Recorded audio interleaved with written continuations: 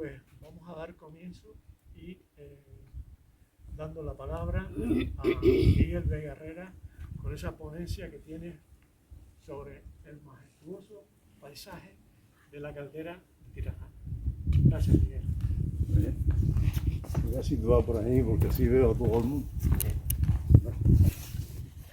Voy a intentar no repetir cosas que ya te ha introducido, digamos, para que realmente la cosa sea atractiva, ¿no? Sí. Bueno, en primer lugar, quiero empezar por un recuerdo a la isla de La Palma, ¿no? Por la situación dramática que se está viviendo por parte de todos sus habitantes, ¿no? Pero también con la situación volcanológica, ¿no?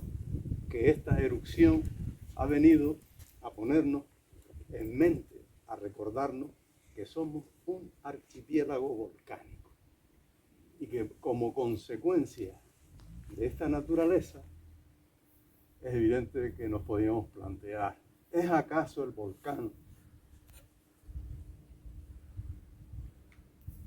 el elemento que está originando esta catástrofe? Esta pregunta lo planteo ahí. Las dos últimas erupciones volcánicas, por supuesto, sin entender mi acercamiento y mi empatía a todo el sufrimiento que está experimentando la gente. Las dos últimas erupciones volcánicas en Canarias, yo creo que son, digamos, muy lúdicas, ¿no? Y a la vez muy instructivas. Me voy a referir a la erupción del 10 de octubre de 2011 en la isla del Hierro, el volcán Tagore, un volcán submarino. Y me voy a referir, lógicamente, a la erupción que en estos momentos se está produciendo en la isla de La Palma, en lo que se conoce con el nombre de la Cumbre Vieja. Por cierto, popularmente, Ruta de los Volcanes. Pues bien, el volcán del Tagore, esa explosión submarina, nos viene a indicar que el proceso de formación de nuestras islas pasa por dos periodos claramente definidos: la fase submarina y la fase aérea. En la fase submarina se construye el edificio que va ganando altura desde los fondos oceánicos, desde las dorsales oceánicas, hasta que un momento o un periodo en tiempo alcanza la superficie y comienza la formación sobre el terruño que nosotros vivimos. Bien, el volcán de La Palma nos está poniendo a nuestra disposición una de las últimas tierras que se están formando en este planeta. Y sobre eso a mí me parece muy importante. Y, señores, nuestra isla, en este caso La Palma, nuestra isla está creciendo. Nuestra isla se está rejuveneciendo. Y tanto el Hierro como La Palma son dos bebés geológicos. Son dos bebés volcánicos. Porque el archipiélago ha seguido un proceso de formación desde el noreste hacia el suroeste, teniendo como islas más antiguas geológicamente Lanzarote y Fuerteventura, y esa es la línea que la fractura ha seguido. He planteado esta situación primera, ¿no?, para que nos entendamos, para que recordemos que lo que estamos viendo es el producto de la acción del volcán. Bien, nosotros nos preguntamos, o al menos yo les voy a, digamos, de alguna forma sugerir que ustedes se planteen una pregunta, ¿no? Y la pregunta es, ¿qué fuerzas de la naturaleza han podido combinarse para que nosotros podamos estar contemplando en este momento este impresionante y a la vez bello paisaje? Pues bien, si intentamos dar respuesta, nos remitimos en primer lugar a conocer unas pequeñas pinceladas sobre el origen de Gran Canaria. Porque en ese origen es donde está la explicación de lo que estamos, digamos, viendo y sobre la que estamos viviendo. Bueno, la formación geológica de Gran Canaria, de origen volcánico, pasa en su fase aérea, pasa por 3 fases, llamados también ciclos eruptivos o ciclos volcánicos. El primer ciclo se remonta hace 14 millones de años y se extiende hasta 9,6 millones de años aproximadamente, porque todos estos procesos que han sido estudiados y catalogados, pues, lógicamente tienen siempre una horquilla. Pero entre ese periodo se emite la primera fase de formación de la isla. En muy pocos miles de años, podríamos decir que los volcanes aéreos formaron más del 80% del volumen de la isla Antigua Canaria, la que se conoce con el nombre de Paleo Canaria. Y esta isla, de mayor altura, se extendía hacia la costa noroeste y en el posterior proceso erosivo, esta isla fue, por la acción erosiva marina, fue siendo tragada por el océano. Por eso hoy podemos nosotros contemplar hacia el noroeste los impresionantes acantilados del Andén Verde, de los acantilados de la Aldea, de los acantilados de Tasarte y Tasartico, etc. Pues bien, culminado este segundo ciclo, en el que tenemos el 80% de la antigua Paleo Canaria, empieza el proceso de la erosión. Tras periodo eruptivo y periodo eruptivo, hay un largo proceso de erosión. En este proceso de erosión se van a formar los principales barrancos que dan una singularidad, y por supuesto el primitivo barranco de Tirajana, que van a dar una singularidad a nuestra isla. Y es que nuestra isla está surcada por barrancos, presentamos una forma casi circular, con la mayor altitud que converge en la zona central o cumbre, y desde ahí arranca la red hidrográfica de Gran Canaria, que constituye la red de barrancos, desde la cumbre hacia el mar, de forma radial, para que se hagan una idea, como si fuese una rueda de bicicleta, desde que el centro parten todos los rayos. Pues esos barrancos no solamente, digamos, son la vía por las que circulan las aguas torrenciales de lluvia, sino que además esos barrancos van a ser, digamos, que las cintas transportadoras que van a arrastrar todos los materiales que arranca la erosión para depositarlos en la costa baja, lo que se viene a llamar línea baja. Por eso nosotros podemos observar cómo todo el sureste de Gran Canaria presenta una llanura de aluvión, es decir, de materiales arrastrados y depositados por esa acción erosiva. Cuando finaliza este primer ciclo erosivo y Gran Canaria ya presenta una isla con una cumbre central y unos barrancos primitivos radiales y han ido haciendo crecer la zona de costa, comienza un segundo ciclo eruptivo. Ese segundo ciclo eruptivo se inicia hace unos 4,5 millones de años y finaliza hacia 3,4 millones de años.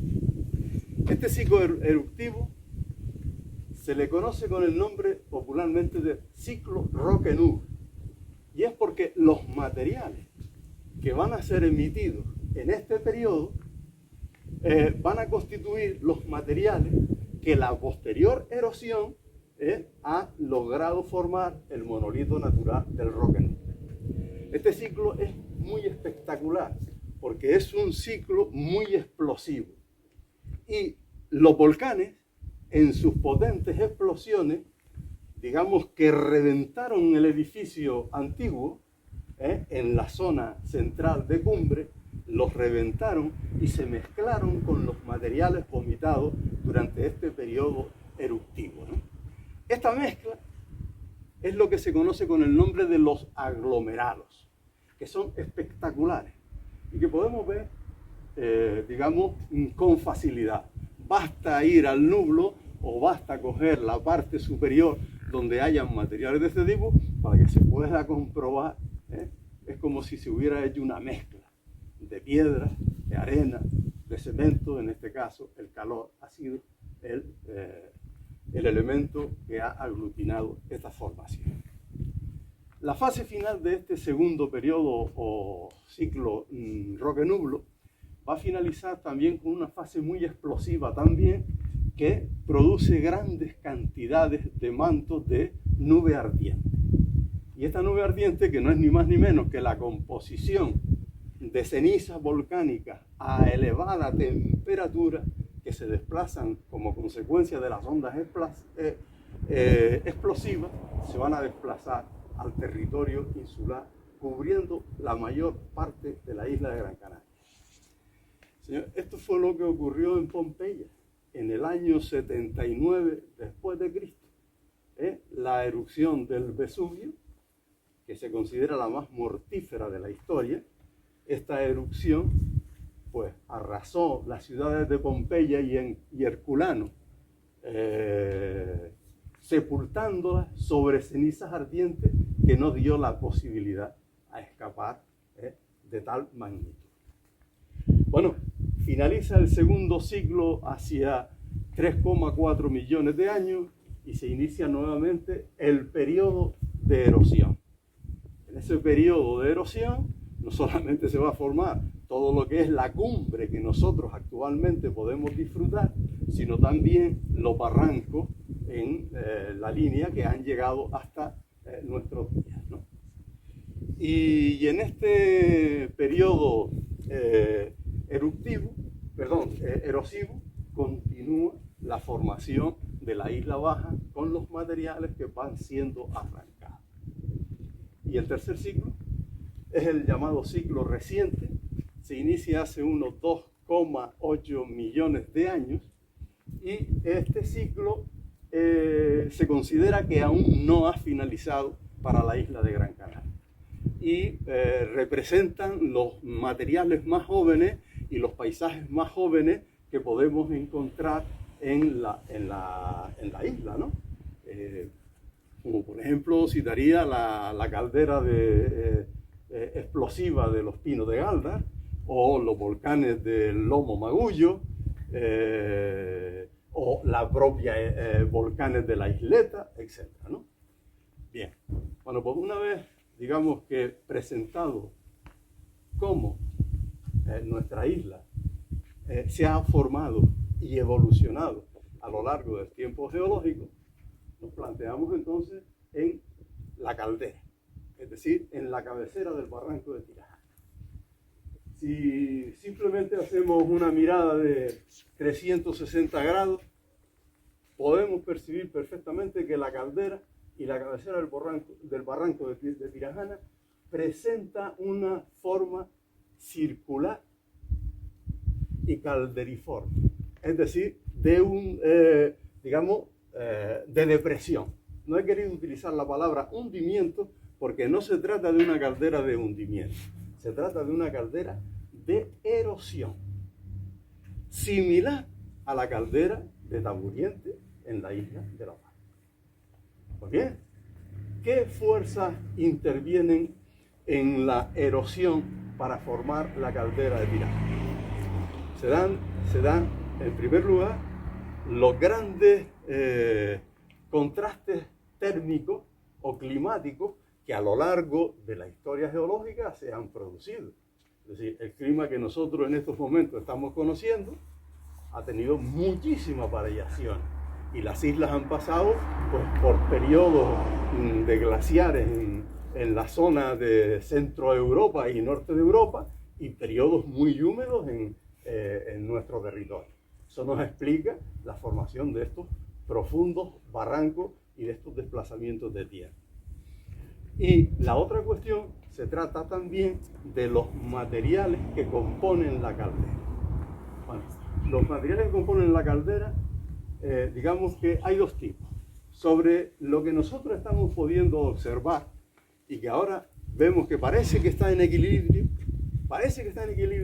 pero sin embargo podemos ver piedras, tierras, riscos, que dice, esto está a punto de desplazarse. Bien. Pues estos materiales que forman lo que se llaman lascas, también podemos llamarles lenguas de tierra, también podemos llamarles taludes, están en, digamos, posición inclinada. Fíjense que le llamo la atención para que vean esa lengua de tierra, cómo arranca desde la pared de la caldera, y se desplaza en plano inclinado, en dirección al cauce del barranco, levantándose un poco en la montaña del poblado de Tahití. Pues muy bien, ese material se sustenta o se sostiene sobre unas capas impermeables de tipo basáltico y por lo tanto muy duras. Bien, la climatología extrema y la pluviometría o las lluvias muy intensas en otros periodos han hecho que estas lenguas de tierra aparentemente estables se empapen de agua y se desplacen cuando han adquirido una gran cantidad de masa de agua que las hace poner en desequilibrio. Un ejemplo claro lo tenemos en Rosiana. En el año 1956, y si la memoria no me falla, el 16 de febrero de 1956 se produjo el corrimiento de Rosiana. Hay fotografías históricas, podemos contemplar algunos efectos de ese corrimiento. Por ejemplo, el primitivo puente fue arrastrado por una riada impresionante de nivel que circuló por el barranco de Tirajana, y algunas de las casas que fueron, digamos, desplazadas, destruidas, al igual que tierras de cultivo, algunas de estas casas todavía las podemos encontrar a la orilla de la carretera. Bueno, pues Rosiana nos está dando una prueba evidente de que los asentamientos, tanto agrícolas como urbanos, de lo que es la caldera de Tirajana, digamos, está en desequilibrio. Y depende de la evolución de esas fuerzas erosivas que actúan sobre él. Y finalmente, pues voy a hacerle una pequeña... No, finalmente no, me queda después otro punto. Finalmente voy a hacerle una pequeña observación acerca de los paisajes, que es lo que más nos llama la atención cuando nos metemos en la belleza y la magnitud de este paisaje, ¿no? En primer lugar, las lenguas de tierra, estos taludes, suelen culminar con depresiones en las que se extienden para formar tierras muy propias para el asentamiento de la población, pero también para el asentamiento de la actividad económica, agricultura y ganadería. Forma lo que se llama las ollas. Bueno, pues en Tirajana tenemos unas ollas muy representativas. Si nos acercamos aquí abajo, nos acercamos, es bueno que se acerquen porque lo vamos a contemplar en primer plano. Aquí tenemos la olla de Tunti, si nos damos cuenta, sigue siendo una prolongación de la lengua de tierra sobre la que está asentado el casco de Tirajana. no en vano ahora cuando empecemos a hacer el recorrido, nos vamos a dar cuenta de que vamos a tener que bajar de forma pronunciada. Y aprovecho mi estancia en la infancia aquí en Tirajana para decirle que una de las calles más populares de Tirajana, en la que yo viví, era la calle de la fuga. Y ya se puede imaginar por qué. Porque era realmente una pendiente total. Bueno, pues dentro de las ollas encontramos la olla de Tunte, la olla grande que se encuentra hacia nuestra derecha, y el marco en el que estamos, que es la laguna de Tirajana. También es un desplazamiento y hundimiento de estos materiales de las paredes de la caldera de Tirajana. Otro de los paisajes espectaculares son los paredones de la caldera, lo que podríamos llamar acantilados. Y dentro de los acantilados y paredones van a destacar dos sitios que es importante, me parece a mí, recordar, poco visitados, que son la culata de Tirajana, que se encuentra en esta zona, detrás de ese barranco y detrás de esa lengua, de ese talud, y el Risco Blanco. Muy bien, el Risco Blanco yo creo que es sin duda el elemento geológico más espectacular, el que da identidad a la caldera de Tirajana, ¿no? Pues el Risco Blanco no deja de ser una prueba de ese proceso eruptivo, porque se trata de un pitón fonolítico formado en el primer ciclo, que no llegó a alcanzar la superficie. Sabemos que a través de las bocas de los cráteres salen los materiales, y lo estamos viendo en estos días, todos los materiales efusivos, ¿no?, del interior de la cámara, ¿no? Pues bien, en algunos casos estas fisuras en el subsuelo de la corteza no llegan a alcanzar la superficie, pero terminado el proceso se constituyen como un material volcánico. La erosión es la que ha hecho posible que nosotros podamos contemplar el Risco Blanco, que recibe este nombre por lo blanquecino de esos materiales que lo componen. Son materiales bastante resistentes a la erosión y nos da una sensación de que parece que la pared de la caldera se va a abalanzar sobre nosotros, ¿no? Al menos yo, que le pongo un poco de poesía a la cosa, me parece que para mí es así, ¿no? Y podemos ver cómo a la derecha del Risco Blanco tenemos claro lo que es una lengua, digamos, inestable, ¿no? Y vemos perfectamente cómo se ha situado ahí la actividad humana y la actividad económica. Los barrancos también han hecho posible, y la cuenca del barranco de Tirajana, que grandes o potentes coladas quedaran aisladas. Es decir, un barranquito por aquí, otro barranquito por allí, y esa colada impresionante que se ha desplazado juntamente con el barranco, quedan aisladas formando lo que llamamos la fortaleza. Y en este caso, pues, destaca la fortaleza de Ancite. Los dos principales cascos municipales, es decir, Tunte y Santa Lucía, se asientan precisamente sobre estos materiales inestables y no exentos de situaciones que se puedan producir como consecuencia de las fuerzas de la erosión, pero bastante consolidados, ¿no? Y hay otros pequeños núcleos de población, entre los que aparecen también la montaña, ya dije, nombré Rociana, la olla de Tunte, Taidía y Risco Blanco, y así podemos nombrar numerosos asentamientos sobre el territorio de la caldera. Y ya finalmente, sí que voy a terminar, le llamaría la atención de que la caldera es un núcleo de comunicación.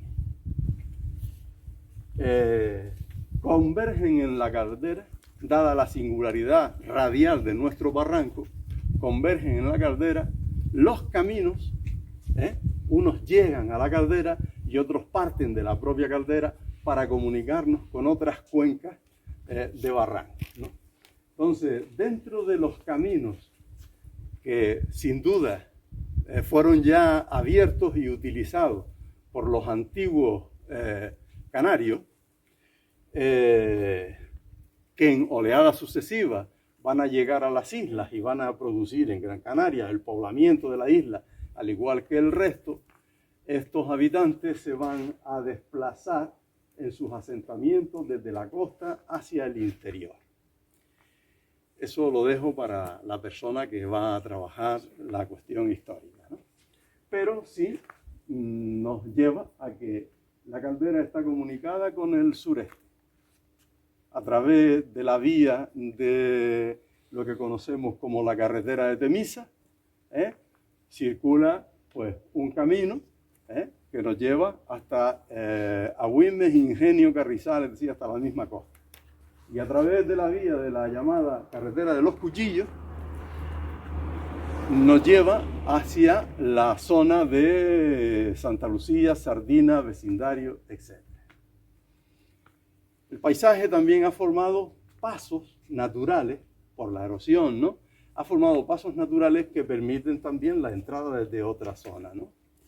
Es el caso de la degollada de Manzanilla, que la tenemos aquí justo detrás de nosotros.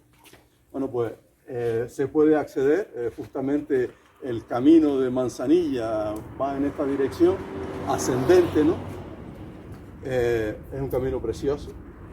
Nos lleva al barranco de Ayagaures, a la cuenca del barranco de Ayagaures. Y desde ahí bajamos a lo que es el sur de la isla, Las Palomas, ¿no? Y si atravesamos la caldera o salimos de la caldera a través de la degollada del Cruz Grande, que se encuentra justo detrás de aquí, ya la veremos en otro momento, por el que circula actualmente la carretera, que va en dirección a Tejeda y Artenara. Bien, pues ahí confluye el camino de Ayagaures, baja hacia Tunte por Manzanilla, pero también continúa hacia la degollada de Cruz Grande, que luego empieza a ascender la pared de la caldera para llegar al Pinar, es decir, a la zona central y por lo tanto a la zona de la Cruz de Tejeda. Y después de ahí ya parte hacia la costa norte y hacia la costa noroeste. Y pasando la degollada de Cruz Grande, pues nos encontramos con los barrios de La Plata y Ayacata y la bajada a través de la cuenca del barranco de la aldea hacia la zona de la aldea de San Nicolás, Tasarte, Tasartico, etc.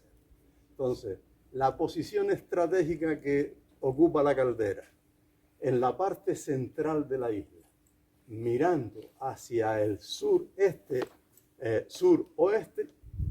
pues nos permite o ha permitido que tanto Tunte como Santa Lucía hayan sido unos asentamientos de importancia histórica para nuestra isla. Bueno, pues finalizo diciendo que he utilizado como fuente bibliográfica a los doctores Vicente Araña y Juan Carlos Carracedo, que son vulcanólogos y doctores en geología. En su momento el doctor Araña fue presidente del Instituto Geológico Nacional, que depende del Consejo Superior de Investigaciones Científicas. Todo esto está hoy muy de moda porque lo estamos oyendo con la crisis volcánica de La Palma, ¿no? Bueno, pues tanto los Vicente Araña o don Vicente Araña y el doctor Carracedo, que también es doctor en geología y también formó parte del Instituto Geológico Nacional y dependiente del CSIC, a la vez que fue también un gran investigador para muchos organismos para estudiar el riesgo volcánico sobre el archipiélago, que están perfectamente de moda. Bueno, de hecho he visto al doctor Carracedo, lo vi el otro día en una entrevista que se le hizo en la televisión sobre La Palma.